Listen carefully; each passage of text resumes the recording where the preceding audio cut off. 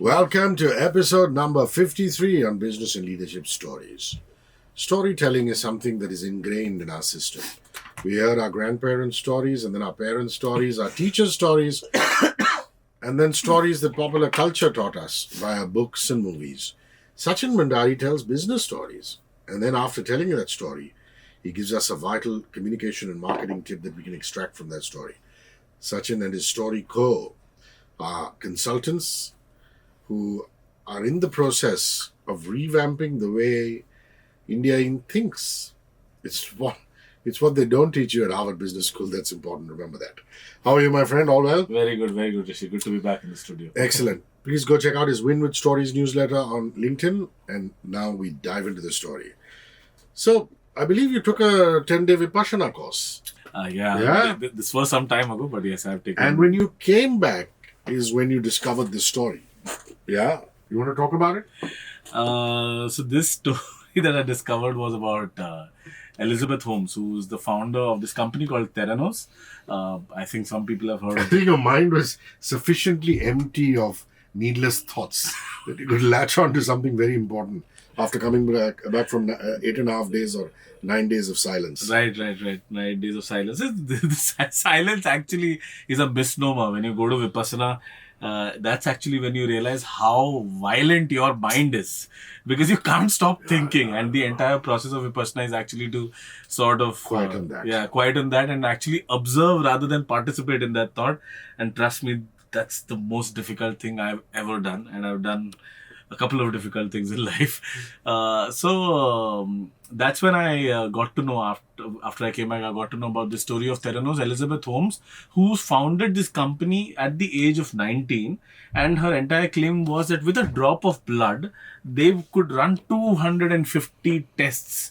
Now imagine that, every time that you have to get a test done, you have to give blood. And it's not a lot of people are scared of the process. I'm okay with it, but I know a lot of people who don't like giving blood for testing. And if you are able to just give a prick, and with that prick, you're able to get 250 tests done. Wow, it's wonderful, right?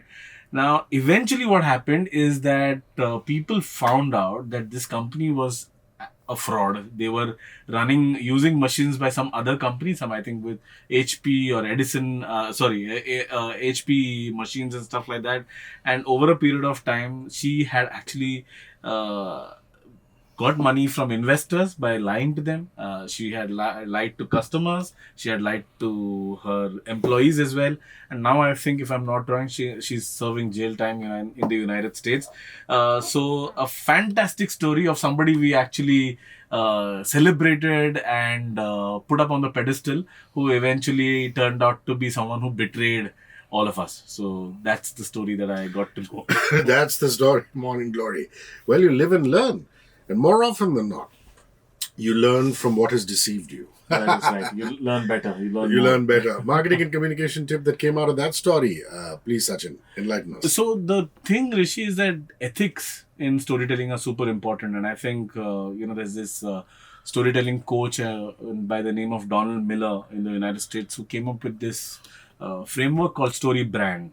Now, he has an interesting line when he says that, stories are really powerful. And people who are low on ethics tend to be better storytellers, because they access imagination a lot more than good people do. And that is why he says that I am doing this job of being a storytelling coach, because I want to give this weapon to good people, because good people may not be that great storytellers. They may resort to facts and plain stuff and all of that, and that may not be so interesting.